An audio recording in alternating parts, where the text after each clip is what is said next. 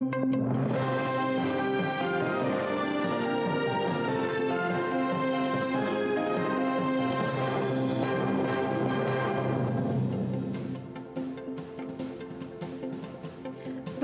жовтня, вівторок, в ефірі інформаційна служба «Заман». Я Урія Нісій-Тумєрова. Вітаю вас. Окупаційні силовики в Криму почали переслідування ще одного імама. Аблякіма Галієва, імама Таракташської мечеті, що в селі Дачне під Судаком, звинувачують в незаконному місіонерстві. Проти нього порушили адміністративну справу. Сам Галієв на допиті повідомив, що 2019 року здійснює обряди, але не є членом Духовного управління мусульман Криму чи іншої релігійної організації. Зі звинуваченнями у незаконній місіонерській діяльності не згоден. Будем выступать в интересах Галиева и будем доказывать его невиновность в суде.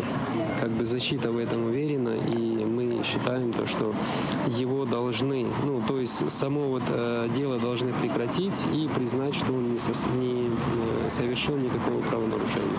Изучают науку, в данном случае исламовед.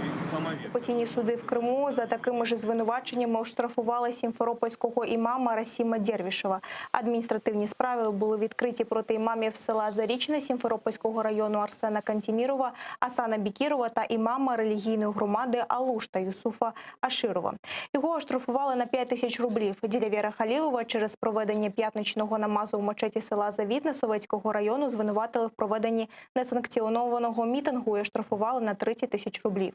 Правозахисники вважають, що ці адміністративні справи пов'язані з системним тиском на непідконтрольні Духовному управлінню мусульман Криму автономні релігійні громади.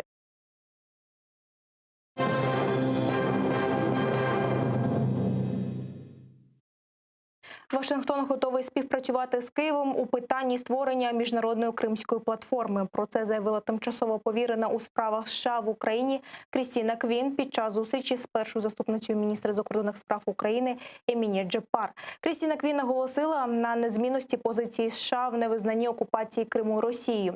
Про намір створити міжнародну платформу з питання деокупації Криму стало відомо в липні. Президент України Володимир Зеленський закликав до участі у платформі Великобританію, США і Європейський Союз. Розмови російського керівництва з представниками європейських західних організацій щодо ситуації в окупованому Криму не зможуть змінити правовий статус півострова.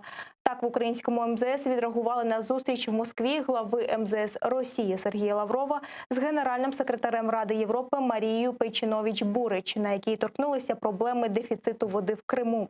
На ній Лавров заявив про неприйнятну ситуацію, яка складається навколо водної блокади Криму та нібито в порушенні всіх конвенцій. Ніякі російські зусилля не змінюють правової реальності. Згідно з міжнародним гуманітарним правом, Росія як держава-окупант несе відповідальність за окуповані території і повинна забезпечувати населення всім необхідним. Так само відверто пропагандистські операції Кремля не можуть змінити правового статусу Криму як невід'ємної складової території України в межах міжнародно визнаних кордонів.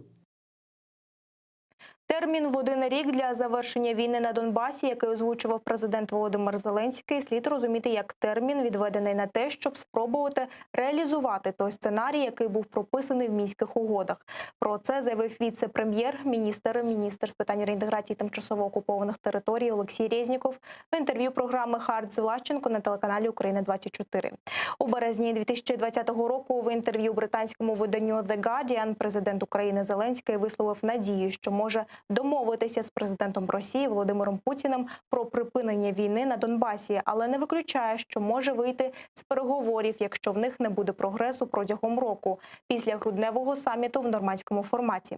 Цей термін закінчується 9 грудня. Він сказав, що він бере собі рік і йти за сценарієм, який був написаний до нього. За сценарієм, який був написаний у 2014 році, мається на увазі Мінські угоди, так як вони написані. Так. Він це, по суті, сказав 9 грудня, як я це сприймаю, в Парижі. Тому от 9 грудня мине цей рік, і, відповідно, президент буде приймати рішення. Війна в цьому році не буде завершена, тому що дуже багато часу треба на вивід іноземних військ Російської Федерації.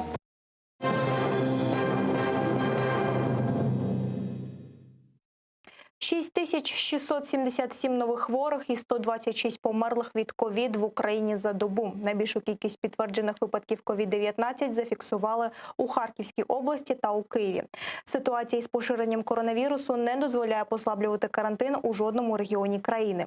Тим часом коронавірусну хворобу виявили у двох заступників керівника Офісу президента України Юлії Ковалів та Андрія Смирнова. Про це повідомила прес-секретар глави держави Юлія Мендель. Сьогодні голова Верховної Ради Дмитро Разумков підписав постанову, якою президенту України Володимиру Зеленському рекомендується створити та очолити Національний штаб щодо протидії біологічним загрозам на тлі поширення ковід-19.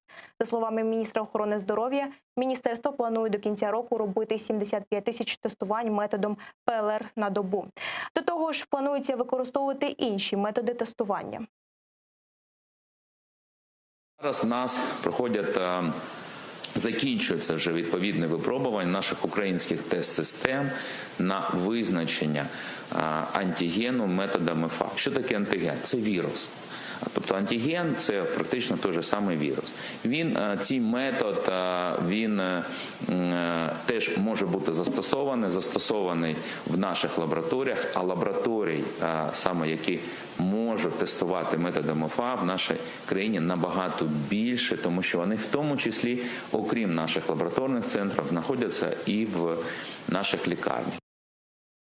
Сьогодні у світі маски стали одним з основних засобів захисту від коронавірусних частинок. Їхнє завдання – зупиняти мікроскопічні водяні краплинки, які можуть переносити ковід-19. Утім, загроза вірусу залишається невидимою для людського ока. Наскільки маски нас захищають? Відповідь на це запитання вирішили дати японські вчені. За допомогою суперкомп'ютера вони створили цифрове зображення того, як рухаються частинки вірусу. Цю графіку створили вчені з Інституту фізико-хімічних досліджень міста Кобе. У дослідженнях їм допоміг японський суперкомп'ютер Фухаку. Ось що відбувається, коли заражена вірусом людина співає, а це вже наслідки кашлю. Если наглядно показать, как вирус распространяется, то, возможно, люди задумаются о рисках и более основательно подумают, как себя защитить. Дослідники кажуть, що висока вологість сприяє швидшому поширенню SARS-CoV-2. Особливу увагу приділили найбільш мікроскопічним частинкам вірусу. Припускають, що вони можуть прикріплюватися до краплинок води і залишатися в повітрі впродовж хвилин і навіть годин. Вони також можуть накопичуватися в погано вентильованих приміщеннях. Дослідники також порівняли рівень захисту різних типів масок для обличчя і дійшли висновку, що щити менш ефективні, ніж маски, які закривають рот і ніс. Мы не говорим, что теперь нужно носить только маски, но если есть возможность, отдавайте предпочтение им. Если же вы надеваете щит, то нужно понимать, какой риск это несет, и использовать его правильно. Японські вчені також підтвердили ефективність дотримання дистанції між людьми в різних приміщеннях. Вони рекомендують перебувати один від одного на відстані не менш як 2 метри. Владислав Стужук, Заман, АТР.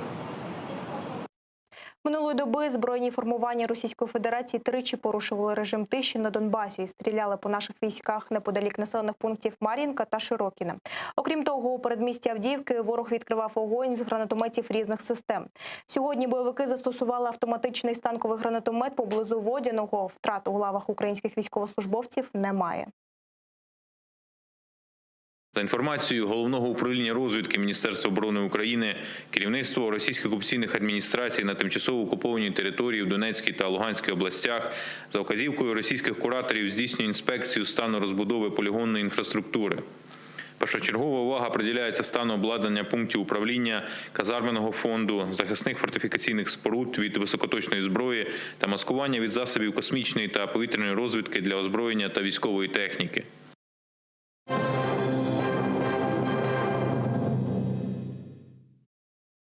Перший навчальний посібник про історію Криму та кримських татар надрукували у Києві. Книга випущена громадським об'єднанням «Кхарамаліс» за допомогою Українського культурного фонду.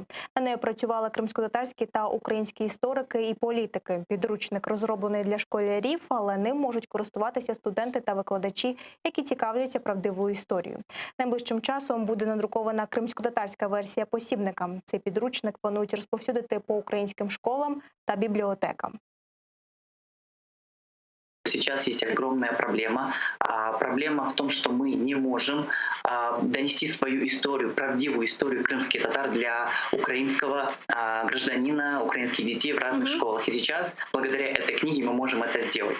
Возможно, в дальнейшем мы планируем увеличить тираж. Например, сейчас это 500 экземпляров на украинском языке, 500 экземпляров на крымско-татарском языке. И помимо этого, вскоре будет запущена первая образовательная онлайн-платформа по истории, культуре и искусству крымских татар, там, где будет размещен электронный вариант этого учебника, этого учебного пособия. И каждый желающий, проживающий на разной территории мира, могут скачать и прочитать эти разделы и узнать об истории крымских татар.